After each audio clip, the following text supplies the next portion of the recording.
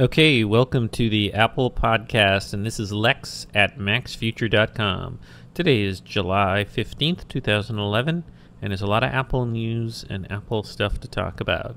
And reminder, this is a chit-chat-free, commercial-free podcast, and any positive feedback in the iTunes store, stars, comments, positive comments, anything like that would be greatly appreciated and would help support this commercial-free, chit-chat-free podcast. So let's get to the stories.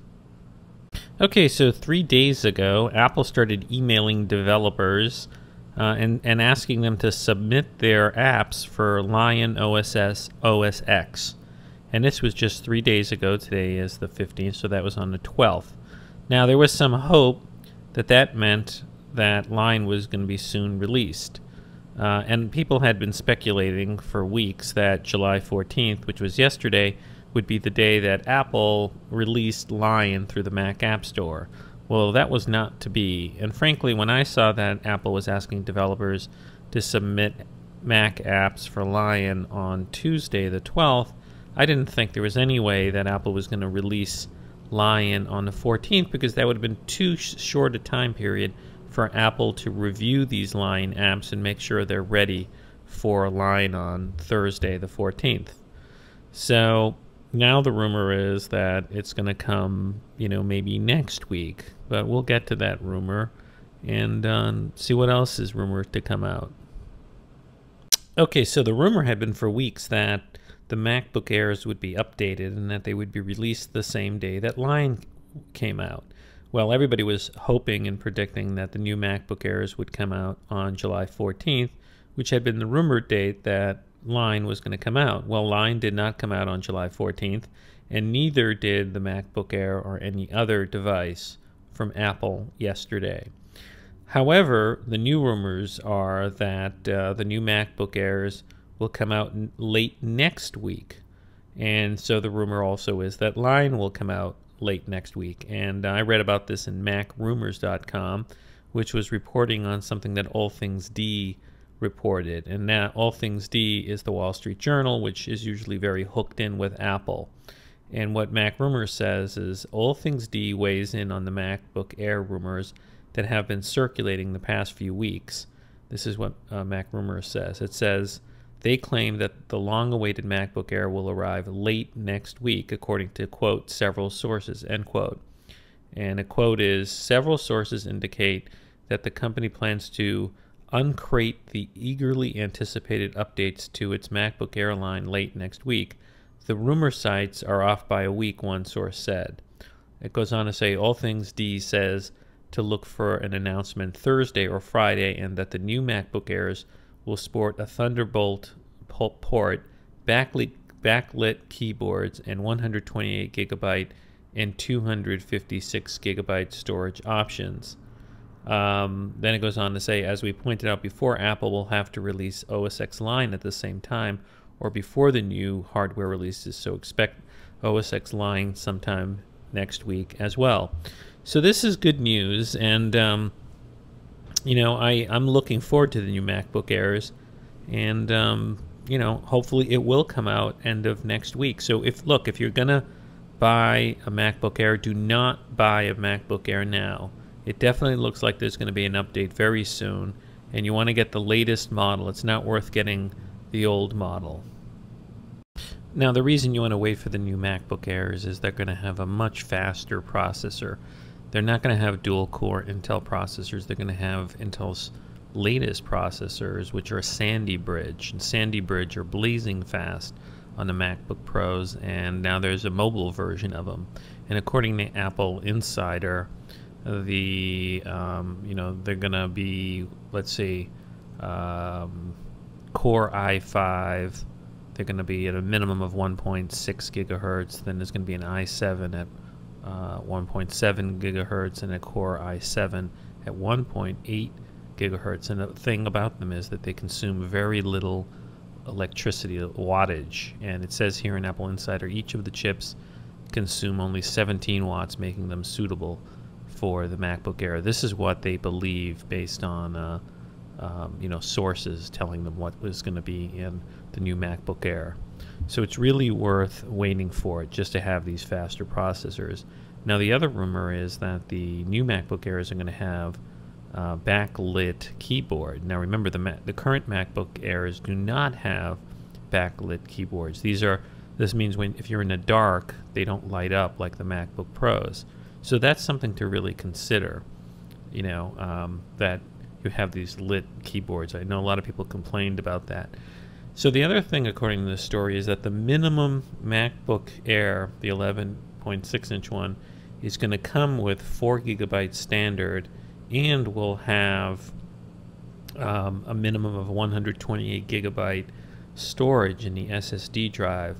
Now that's important, particularly if the price doesn't change, because the current entry level MacBook Air, which I believe is $999 with no discount, just sports 64 gigabytes of solid state, memory. It's like a hard drive, and that's not a lot, and it's nice to have a bump up to 128, because you can bump up the MacBook Airs to 128 now, but you have to pay extra. Similarly, they come only with 2 gigabytes worth of storage. So what are the reasons to buy the new MacBook Airs? Well, they're going to sport the Thunderbolt ports, which are this incredibly fast port that's going to connect to a lot of things like external monitors and external hard drives, and they're just blazing fast. So that's one reason. The current MacBook Airs don't have that. The other reason is if it's got the backlit keyboard and, of course, the faster processors and the expanded storage. So overall, I think it's a big reason to upgrade, and I can't wait.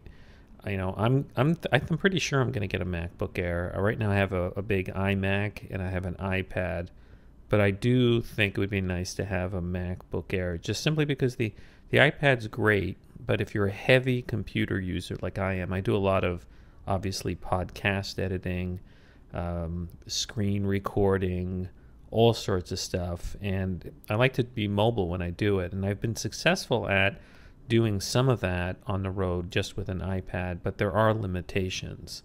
It's not easy to, let's say, record audio in one app on the iPad and then transfer it to a movie editing app. There's a lot of workarounds, and it's not very easy. You need a computer. So for the heavy power computer user, still a Mac is something that you need, and if you want to be mobile, then a MacBook Air or a MacBook Pro is the way to go. So, let's see what it is next Thursday. I guess next time we talk, next Friday on this podcast, we'll know if the MacBook Airs came out. Very cool. Okay, so good news if you're in the enterprise and you want to deploy iPhones, iPads, or other iOS devices. And that good news is that Apple emailed developers yesterday, and the email basically said, introducing volume purchasing for business. And what the email said, there was a nice picture of 3 iPhones and the App Store icon with the heading Custom B2B Apps. And it says, get ready today. Business customers will soon be able to buy your apps in volume.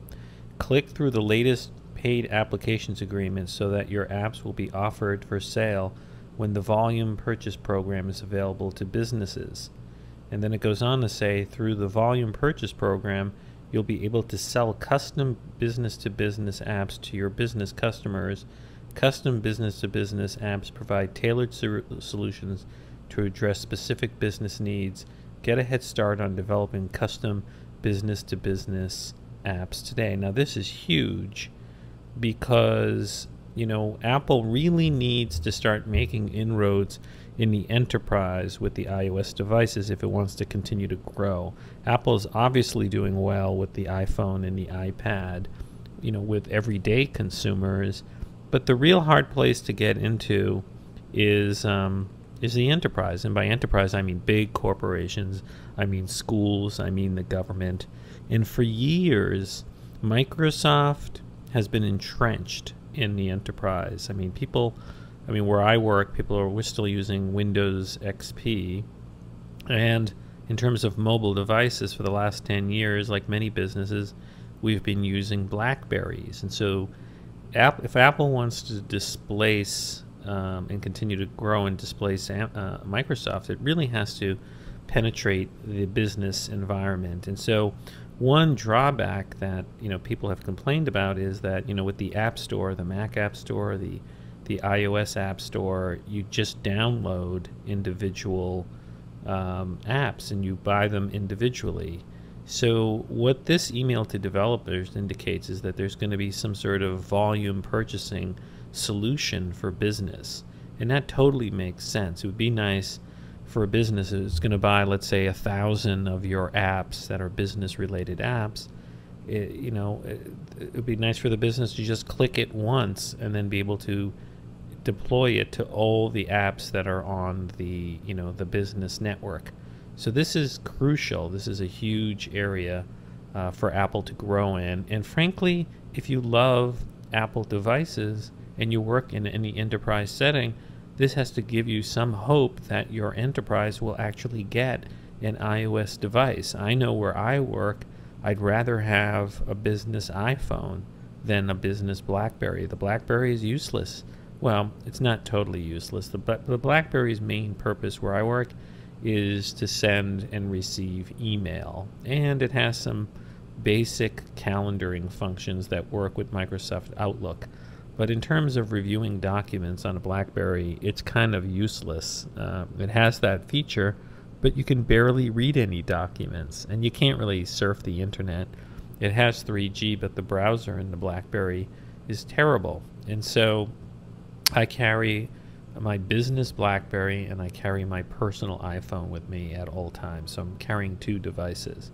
So this is a really great development, and if you have any influence at any of the enterprises that you work at, tell your IT department, tell your senior people, hey, look, Apple now has volume purchasing for businesses. It's going to come out soon, and you should make a transition to the iPhone. It's a much more useful device, for the enterprise than the BlackBerry, and it clearly is the future. So enterprise should get into it now. Okay, so Apple sent out a notice or a press release today announcing that it's going to announce its quarterly results for the fiscal quarter ending June 30, 2011. They're going to announce it after the market closes on Tuesday, July 19th. That's next Tuesday. So, I think it's going to be, I hope they have really good results. I think they will have good results because this was the first full quarter that Apple was selling the iPad 2s. Plus, Apple has been selling the new iMacs and MacBook Pros that have the Thunderbolt cables. And so I wouldn't be surprised if Apple has a big quarter. And, Apple's announcement comes on the heels of Google. Google had a really big quarter and announced that yesterday. Okay, so Google had an announcement after the market yesterday, and the stock soared. Let's look at this chart over here on Yahoo Finance. But basically, it announced record earnings, and if you look at this 5-day chart here, it was trading around 530 when trading ended yesterday, and it resumed trading this morning at above 590. So it went up $60, Google. So Google really had a successful quarter. Disclaimer, I own some Google stock. I also own some Apple stock. They're sort of competitors and rivals. And, this might be a sign that Apple's going to do well on Tuesday when it's announced. So we'll have to see. Now, AppleInsider reports that one analyst at the JP Morgan investment bank predicts that Apple will reveal in its quarter announcement that it sold nearly 20 million iPhones in the June quarter. And what AppleInsider says is that analyst Mark Markowitz made the increase in the prediction of the iPhone sales from his previous prediction of 17.6 million iPhones sold to 19.6 million sold. And what Markowitz said is that his firm's research has shown that there are no signs of a slowdown in iPhone shipments from Apple. It goes on to quote him to say, plus we expect the momentum to continue driven by the looming iPhone 4 Plus refresh, he said, referring to the anticipated launch of a 5th generation iPhone in the coming months. He's also quoted as saying, also better than expected component pricing and improved yields stand to benefit iPhone gross margin, end quote. And it goes on to say Moskowitz's iPhone prediction is more bullish than many of his peers. For example, it says that Gene Munster with Piper Jaffray said that he believes Apple will report sales of 16 million iPhones in June quarter. And another guy says that he expects Apple to report 15.8 million iPhones in the quarter. And that would be a 88% year-over-year increase. And somebody else predicts 17 million iPhones. So we'll have to see how many iPhones. Clearly the iPhone is a central part of Apple's sales. And I just think it's, I've had an iPhone since day one last year, and it's such a great phone, regardless of that crazy antenna gate stuff, where they said, the antenna's no good. The antenna's fine, and it's beautifully designed. It's very sleek. It doesn't feel cheap. See, I think my concern is with a lot of these Android phones is that they feel kind of plasticky, but the iPhone, it's got this glass back and very shiny metal sides and glass front. It just feels very beautifully made, and it's very fast. I mean, I do a lot of games and apps and everything on the iPhone 4, and it's really a great device. So I wouldn't be surprised if it sold 20 million in the quarter, particularly now that it's selling a lot of these iPhones overseas, and it's also selling on Verizon. So we'll have to see. Now, we know that the iPhone and the iPad are big sellers for Apple, but clearly what's going on is that the iPhone and the iPad is introducing people to the Mac, and the Mac is selling like crazy. Particularly the MacBook Air is a very hot notebook laptop, that people want, and the MacBook Pros as well as the iMacs are doing well. Well, now information comes out that shows that Apple, just in the pure computer market, if you don't include the iPad and the iPhone, has soared to 3rd place in the United States PC market. And this story comes via MacRumors, which is reporting on results from research firm Gartner and IDC, which on Wednesday, July 13th, released their preliminary quarterly personal computer shipment data, which, according to MacRumors, offered a picture of a market performance during the second quarter of 2011. And basically, it's saying that, Apple's market share is now 10.7% in the US PC market. And so it's really climbed. If you're looking at this chart, back in the first quarter of 2006, Apple's personal computer market share was a mere 4%. So from, in 5 years, Apple's market share in the United States has more than doubled. It's gone from 4% to now over 10%. So this is pretty, massive growth. It says Apple's U.S. unit growth for the quarter was 8.5% year over year, according to Gartner. That means it went up from 8.5%. So, another report, it says, offers a similarly rosy picture for Apple. It says that pegging its year-over-year unit growth in the U.S. at an even more substantial 14.7%, while Toshiba's at a mere 3.7%. So, Apple's now number 3. The market leaders right now are still HP and Dell. So, I think, the beauty of Apple is the Mac is still just a small percentage of the PC world. And so, it has room to grow. Imagine what would happen if enterprise started embracing Macintoshes. That's such a huge area for growth for Apple. Because, where I work, there's very few Macintoshes. It's all Windows, XP, whatever. And imagine if enterprise started embracing the Mac. Apple would have so much room to grow in that market.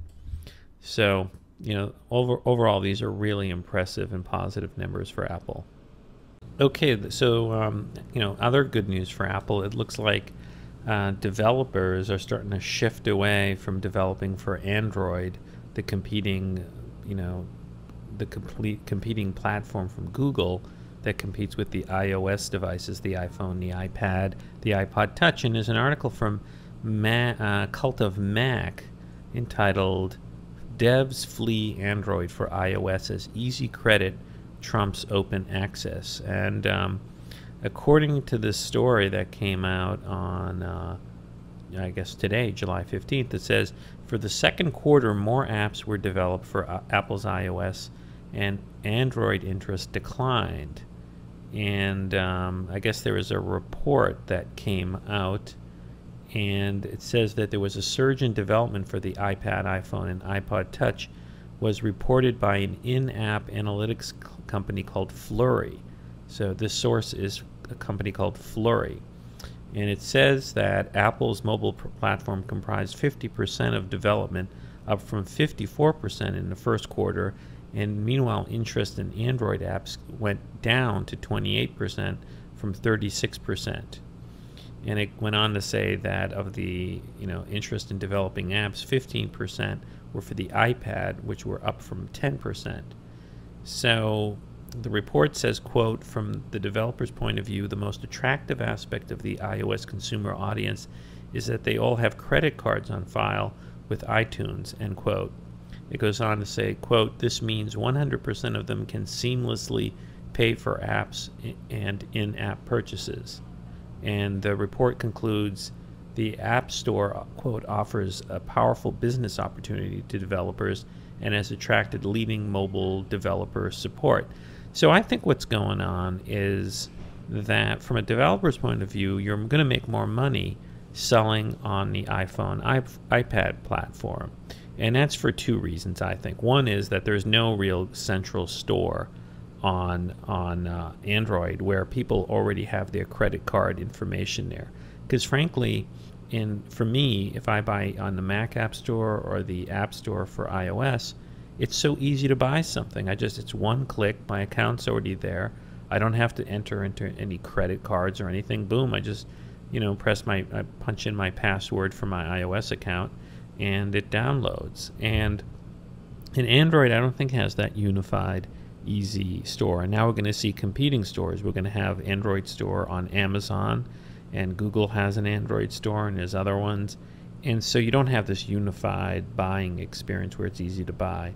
The other thing is, I think because Android is free, it's, when Google says, oh, it has all these Android phone activations, well, I bet you a lot of these phones are being sold for practically nothing. So I think a lot of people who just want a really cheap phone are buying Android devices. And so I think the bottom end of the market, people who can least afford smartphones, are buying Android phones because they're cheaper. So maybe the people who are buying iPhones have more money than the people who are buying Android devices. And so if they have more money, they're more willing to spend on apps. Anyways, that's a theory. I haven't done any market research, but I do think that there are a lot of Android phones that you can get for very little money. Sometimes I've seen ads where you can get an Android phone for free if you sign up with a plan. So we'll see. I mean, I do get the sense that developers are kind of frustrated developing for the Android phones. Okay, by now we all pretty much know that the iPhone 5 did not come out this June 2011, 1 year after the iPhone 4, and Apple's still selling the iPhone 4. And there are all sorts of rumors that Apple is going to come out with a new version of the iPhone, either an iPhone 5 or something known as the iPhone 4S in the fall. So we'll have to see. Now, 9to5Mac gives some reasoning as to why the iPhone 5 has been delayed. And according to an article on July 14th, reporting on something that comes from a Chinese language site called Sohu.com, claims that the iPhone 5 is delayed because, they tried to take the A5 chip that's in the iPad 2 and stick it in the iPhone. But apparently the A5 chip, according to this Chinese website, is overheating, and Apple is having a difficult time cramming it into the iPhone 5, because, it's a much smaller area to stick it in, and it creating too much heat. So, I don't know. I don't know whether to believe this. This is from a Chinese website. I mean, it does sound plausible. I mean, the problem with putting powerful chips into mobile phones is that they give off a lot of heat. So that's the real trick on how to get, powerful processors into mobile phones, is to find a way to reduce the heat they give off. Think about it. Like, processors in the old days, they were in these big computers, and there was a lot of fans and vents and all sorts of things to keep it cool. So the real miracle is how Apple gets these chips into the iPhone. So one theory is that the next iPhone will just be using the A4 chip. I don't believe that. I think they're delaying things because they're trying to work out the engineering in the iPhone 5. I sort of believe that. So we'll have to see. It's the first time I've seen this rumor that it's the A5 chip overheating that's the cause of the delay. So we'll have to see what kind of chip is in the next version of the iPhone if it does come out in the fall. Now, while we're talking about Apple trying to cram the A5 chip into the iPhone, there's a story out that Apple's actually already working on trial production of the following processor, which is going to be called the A6 chip. And bad news for Samsung. Apple is in a very contentious lawsuit with Samsung, claiming that Samsung is ripping off the iPhone by creating clones of it that are the Galaxy phones that iPhone makes. But Samsung has been a big, supplier for Apple, and Apple's given billions of dollars of business to Samsung to make the A5 chip or the A4 chip or whatever kind of chip. But there's a story now out on the Ars Technica website, Infinite Loop, that Apple's next generation A6 processor is in trial production runs, and it ain't with Samsung. Apparently, according to this article, Taiwan Semiconductor Manufacturing Company has reportedly begun trial production of the next generation A6 chip. And it's unclear, according to this article, how much of the production TSMC will be responsible for. But, this is kind of huge that Apple's switching away from Samsung. And it makes sense. Steve Jobs probably doesn't like people ripping him off. And at this, Apple must be thinking, why are they giving billions of dollars of business worth to Samsung, only to have Samsung rip them off? So this is interesting, and I wonder how much faster the A6 chip will be, and when will it come out? Maybe it'll come out next summer. But look, what's going on here is the chips are getting faster, and the mobile phones like the iPhone are becoming more and more like a computer. And even now with you can mirror out the iPhone to a monitor, so it's really like having a portable computer traveling around with you. So we'll have to see what happens. Okay, so the big news that's out here on July 15th is that Apple really scored a big blow to the Android movement and to those manufacturers who are creating Android phones that are ripping off the iPhone. And FOSS Patents, which is a nice blog that covers Apple and patents, has a great story out today, July 15th, based on breaking news from Bloomberg. And according to FOSS Patents, an ITC judge has found that the smartphone manufacturer HTC is an infringement of 2 Apple patents. Now, this is kind of initial ruling, but it is a big blow because ITC is an organization that can block. It's part of the United States International Trade Commission, and it's a popular way, according to FOSS Patents, for people to file patent enforcement actions, because the ITC can block import of devices that violate patents. So basically, according to FOSS Patents, there are two patents that HTC is found to have infringed. A patent called, well, it's a long number, 5946647, which is a U.S. patent on, quote, system and method for performing an action on a structure in computer-generated data, end quote. And another one called, quote, real-time signal processing system for serially transmitted data, end quote. So this sounds highly technical. I'm not a scientist and I'm not a patent lawyer, and so I don't know exactly how this affects Apple and HTC, but it sounds like a major blow. So Apple could maybe extract money from HTC, or HTC is going to have to change the way they make the phones. And this is interesting. I mean, I wonder what people think. What do you guys think? What do I think about Apple using patent to go after its competitors? Now, on one hand, it's good to have this competition because it makes Apple be innovative and improve on the iPhone. On the other hand, if companies are really just sort of ripping off the technology that Apple developed and patented, it is a little unfair, and Apple should go after them. I mean, they should try to invent a different way to do a smartphone. And some of these Android phones appear to be, trying to just completely rip off the iPhone in look and feel. So, we'll have to see, what the development is here. But this could be a big blow. I mean, it's all over tech meme. There's all sorts of stories out regarding this big win by Apple against HTC. But I don't think it's going to impact anything with Android in the short run. It's really about the long run and what kind of what we're going to see in terms of devices 2 or 3 years from now. Now, on this July 15th, Forbes, a prominent magazine web presence, has an article entitled "More iPhones in China Get Apple to $430." Now, at first I saw this, I didn't understand this, and I thought, oh, Apple's going to be selling iPhones in China for $430. And then I realized what they were talking about was Apple's stock price. Apple's stock price is, I guess, around $360 a share.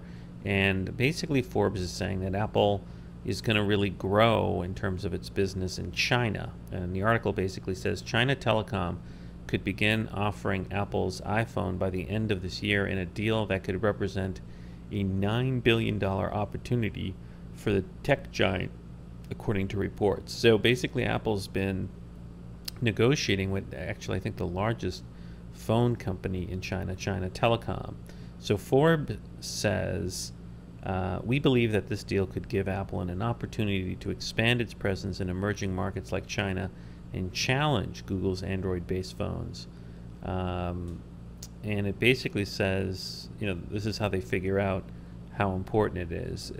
The article says, we estimate that Apple has a market share of close to 3% for all mobile phones sold. Apple has experienced rapid growth from the China market in the past from its agreement with China Unicom to sell iPhones. And it goes on to say, according to Apple, revenues from Greater China increased about 3 times in fiscal year quarter 2 compared to the same period last year. The article goes on to say, China is the largest mobile subscriber market in the world, and China Telecom has 106 million subscribers. And it says out of those, about 13 to 15 million subscribers are considered high-end subscribers, high-end being those who would be amenable to purchasing a smartphone. So Forbes says, quote, we estimate that worldwide Apple will be able to sell more than 106 million iPhones in 2012. It goes on to say, if we assume that all of China Telecom's high-end subscribers end up buying iPhone, Apple could sell around 120 million iPhones in 2012. Much more than we estimate. This means that Apple's worldwide market share could increase at a faster rate in 2012 to reach around 7% instead of 6% that we estimate. And then it goes on to say this scenario alone adds around 5% upside to our price estimate for Apple stock. So it's interesting. Obviously, obviously as the iPhone is successful, it's just going to continue growing into other markets. And so if it can get China Telecom to carry the iPhone, that's going to be a huge coup for Apple, and they're going to just sell a fortune of those. So, anything's possible. Now we know that Apple's going to put Thunderbolt, that new technology that's the high-speed data connection for devices, into many Macs. We've already seen it in the MacBook Pro. We've seen it in the iMac line, and it's expected to come next week in the MacBook Air. But it's also coming to other devices, and MacRumors reports today that the future displays, the cinema displays, the LED cinema displays that Apple has, are going to be Thunderbolt enabled. And well, that makes sense because, and apparently there was a leak by Apple regarding this future product that's going to come. But it makes sense because, you know, people buy MacBook Pros, and the MacBook Pros have Thunderbolt connections, and if you wanted to make it a dual monitor, why you could just get one of these cinema displays and hook it up by the Thunderbolt. And I mean, that would be very cool because supposedly with the Thunderbolt you could also I guess power up the display or power up the Mac. So this totally makes sense. Obviously Apple's going to put Thunderbolt in its displays, and think about it, you can get a MacBook Air if you get a high-speed Thunderbolt external hard drive and one of these displays. Isn't that the ideal computer? Very cool. Okay, so one sad note this week, which is you know, with the Mac App Store becoming more and more essential to Apple's business model, particularly regarding the Mac, it looks like it's closing the door on something that's been around for a long time, which is the OS X downloads page. Apple had a web page where you could you know, peruse other software and third-party software and download software. And Apple is shutting down that page. Apple emailed developers back in December, according to Cult of Mac, and said, because we believe the Mac App Store will be the best destination for users to discover, purchase, and download your apps, we will no longer offer apps on the Mac OS X download site. Instead, beginning January 6, we will be directing users to explore the range of apps available in the Mac App Store.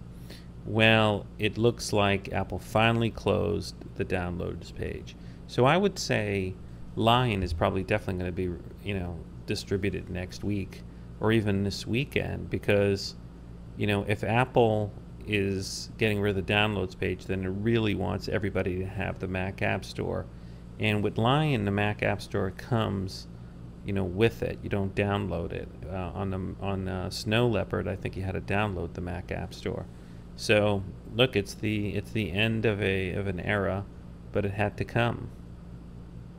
Okay, so one rumor that's been around for years is resurrecting itself recently, and that's the rumor that Apple's going to make a true Apple TV, not just a little device like we have now that looks like a little hockey puck and costs $99. No, a true device that is a TV, a big screen monitor, and it has Apple TV stuff built into it, so you can get Apple content.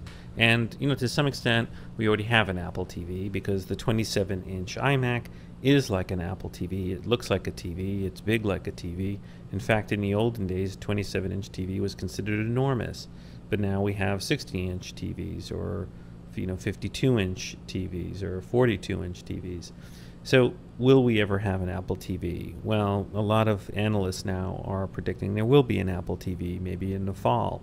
But I personally think it makes sense. Some people don't think it makes sense. Some people think that Apple doesn't want to enter into that business. But I think Apple does want to enter into that business, because I think there's a lot of Apple-centric people like me who would pay a slight premium to have a TV with the Apple TV built in it. And you may say, well, what's the point of that?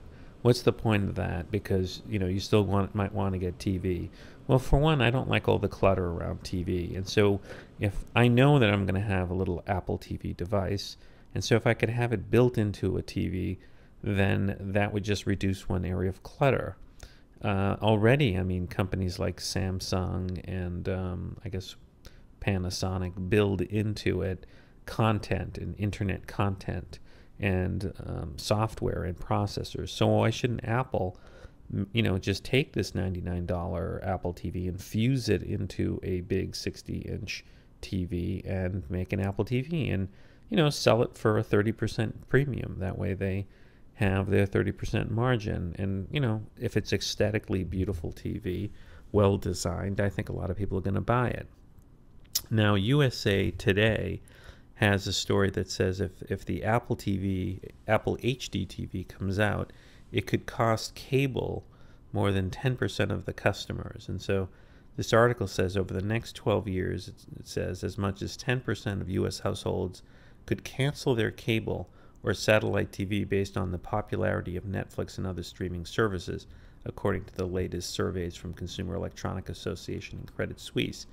It goes on to say, if a rumored Apple-made HDTV TV is released, it says if it's released, pay TV subscription losses could be even greater if the company offers a la carte pricing, allowing consumers to individually purchase shows or entire series or channels, investors said.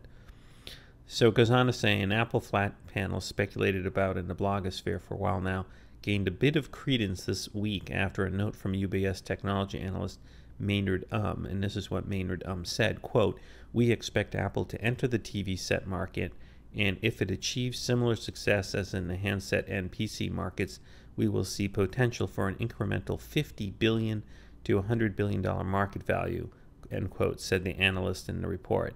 Quote, "Apple's ecosystem can bring it differentiation in an otherwise commoditizing market. The television set is the one screen where the company is still lacking," end quote. So I agree with that. I mean, I do think Apple could find a way to differentiate its HD TVs from, the clutter that's out there. So it does make sense. And, that brings me to my next topic.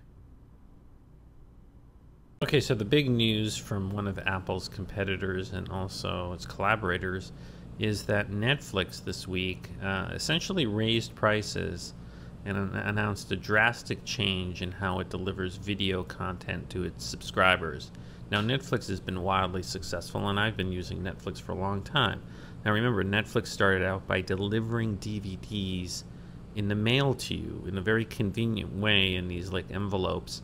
And you could get 3 DVDs at a time, and you could keep them as long as you want. No penalties for not returning them. But as soon as you return them, you'd get other DVDs in your discs. And then Netflix announced a while back that it had a library of video that you could stream, and you could stream it to your computer, and then you could stream it to your, your Apple TV or your iPad or your iPhone.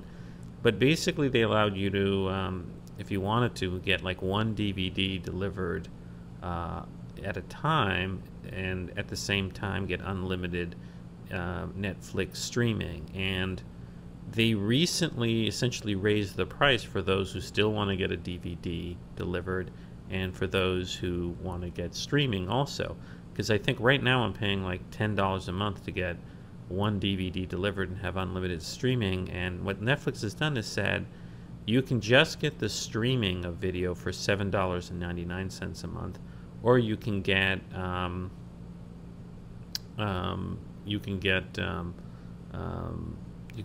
DVDs delivered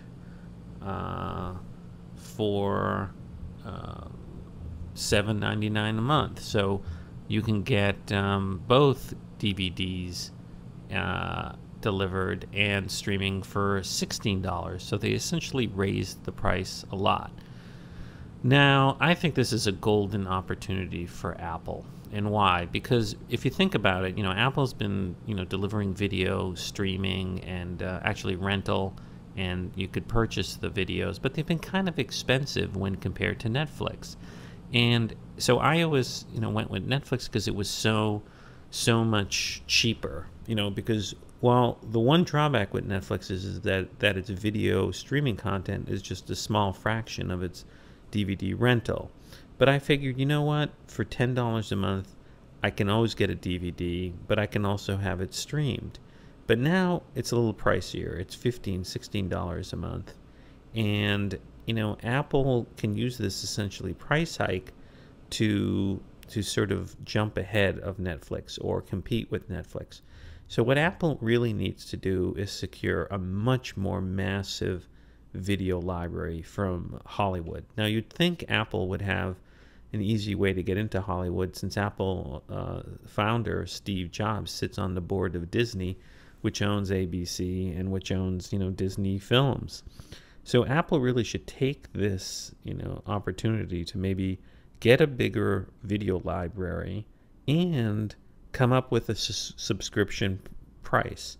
Basically say for $10 a month, you can get, see as many videos as you want, or make the videos cheaper. Just make them all $99 to rent.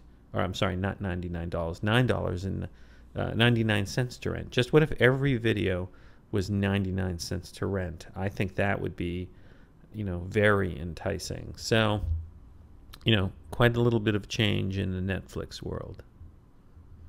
Okay, in addition to video, Apple's facing, for the first time, I think, significant competition in the music department. And iTunes is facing competition because a European service called Spotify finally opened in the United States. And it's made its app available in the App Store. And what Spotify is that you can listen to music, almost unlimited amounts of music, for a subscription fee per month.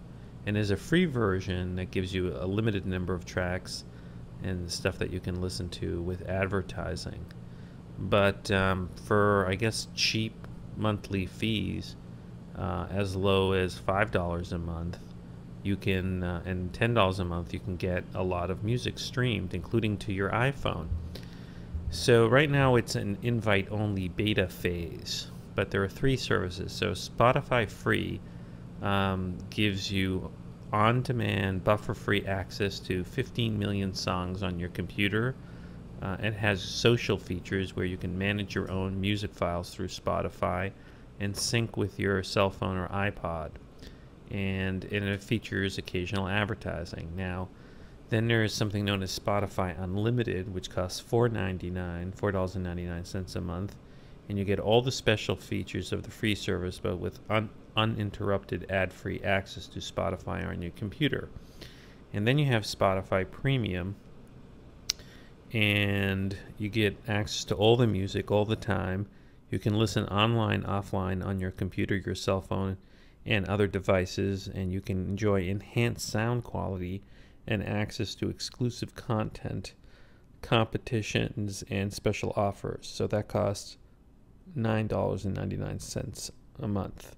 So, this has been wildly successful in Europe.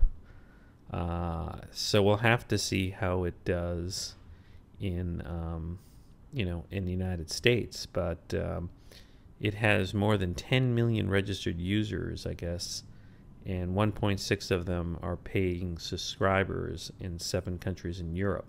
So this is the 8th territory. So we'll have to see. I mean, you could always just try out the free version of it and check it out. So, you can also download the app. There's a nice app that you can get, and you should check it out. Now, another free app that you should check out for the iPhone, and I guess it also works on the iPad, is Drag & Go, which just came out. And Drag & Go comes from Nuance, which is the big voice recognition company that everyone thought that Apple has some sort of licensing agreement with in iOS. Now, Drag & Go is somewhat like the Siri app, SIRI, that Apple acquired, I guess, last year. And I've been playing around with it, but it's basically you can give commands to your iPhone through Drag & Go, and it will do things. For example, and this is the example it gives. So the example it gives, it says, you say into the phone, Cowboys and Aliens Showtime, and Drag & Go delivers you directly to Fandango, featuring movie trailers, showtimes, and ticket purchasing for your local theaters. So you can, you can give it commands. And it seems to work with certain apps already, like I guess CNN.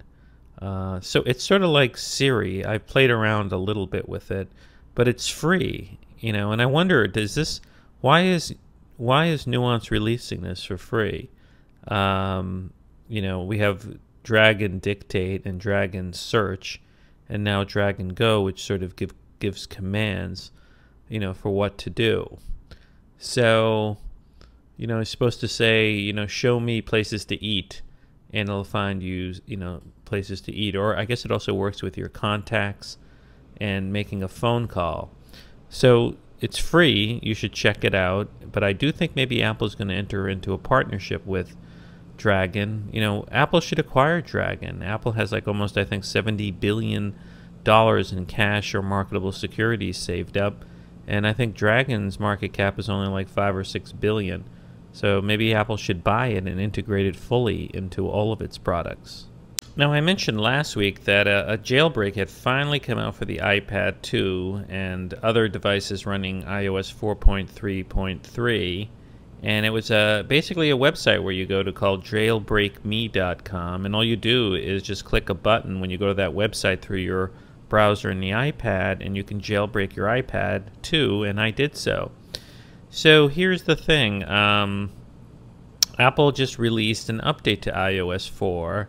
It's called iOS 4.3.4, and if you like jailbreaking your iPad 2, do not upgrade, because the update appears to blocks that PDF vulnerability. So on the other hand, if you don't want to jailbreak and you want to prevent the vulnerability, you need to update this, because it's a way to break the vulnerability. So anyways, so if you do jailbreak or if you don't jailbreak, you should consider the iOS upgrade 4.3.4. Again, if you've jailbroken the iPad 2, do not upgrade, because I don't think there's any other jailbreak available. Now, an app in the Mac App Store that I talked about before, I've been playing around with, and I do highly recommend it. It's a free app called Cloud, C-L-O-U-D, by Linebreak. And Cloud works with its web service. And basically, the cool thing about Cloud is you install this in your Mac, and it works in your services area. That means if you right-click on any file, what this does is it allows you to upload any file to the cloud, particularly screen images and that sort of things. And it works with your menu bar, like it gives you something in your menu bar. So if you want to quickly launch the web app, you can. So what it's great for is you load it up to your free account on Cloud, and you can get a paid account for like more storage. I think you get a certain number of uploads. But the beauty is, if you want to create a link to a picture, there's some services where you can't put a picture in, but you need to have a link to a picture on the internet. Like if you have a podcast and let's say you're using FeedBurner and you want to put a picture in FeedBurner, well, FeedBurner says, show me the link to the picture. So this way you could use Cloud to upload your picture that you want to use and then create a link. But the beauty is you can upload other stuff for if you want to share something with a friend, you upload it to Cloud and then share the link. It's sort of like Dropbox, but here it's a cloud-based sharing service. So what I like about it, it's built into the services area. So all you have to do is right-click on any file. So let's open the web app. So here is what Cloud looks like on the web, and basically you have your library of your different things. You can organize them by popular, bookmarks. I think you can put bookmark links in here, text, archives, audio, video, others, trash. I put some screenshots up here that I used on my blog. So it's kind of cool. Let's see if it gives you a little bit of, how much it costs. Let's see, getting started. So, basically you see here, there's like this, this icon, this cloud icon that's in the menu bar, and that can quickly take you to your web presence. And you can place shareable links in your clipboard.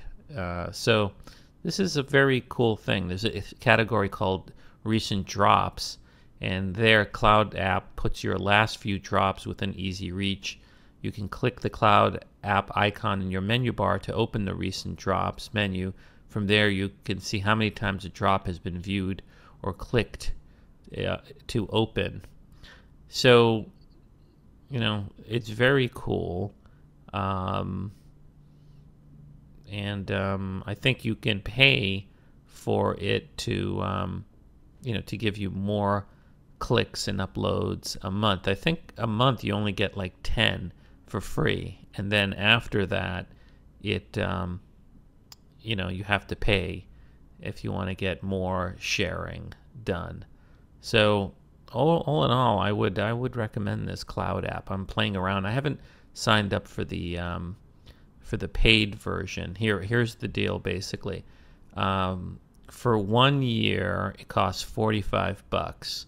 So if you get, I guess, unlimited files to share a day. Otherwise, for free, you only get 10 files to share a day. You can, for free, upload files up to 25 megabytes. If you do the 1 year for $45, you can upload 250 megabytes. You can share links on your own domain, not just on their domain. And you know, you can, if you don't want to sign up for a year, you can sign up for 6 months for $25 and 3 months for $15. So it's pretty reasonable. Cloud Pro is 1 year, it's $45. So it's, you know, this seems like a reasonable service. You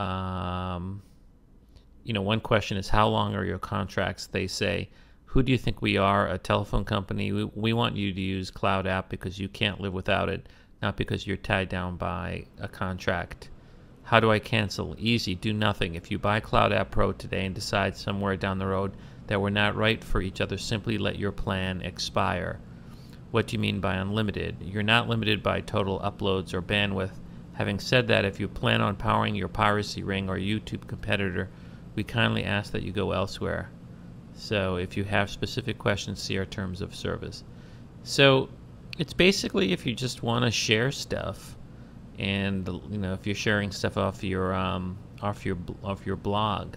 So it's free. You get, with, you know, for free you get to put stuff on their site and share it from there, and you get, I guess, 10 uploads a day. So it's pretty cool, and I recommend it. Again, it's called Cloud. Download the Cloud app from the Mac App Store. It looks pretty cool. Okay, so one of the late-breaking stories on Friday, July 15th, that comes from electronista.com, and basically says that AT&T has dropped the price of refurbished 3GS iPhones to a mere $9. So this is huge. I mean, that's essentially giving away the phone for free. But some people think that, you know, that this means that there's going to be an upgrade soon to the iPhone, because maybe then the iPhone 4 will become the cheaper version of the iPhone. So, you know, maybe there'll be an update soon to the iPhone, an iPhone 4S, and that'll push the 4 as the sort of staple product, and the 3GSs might be cleared out. Now, this is a refurbished 3GS, so maybe that's just a promotional thing.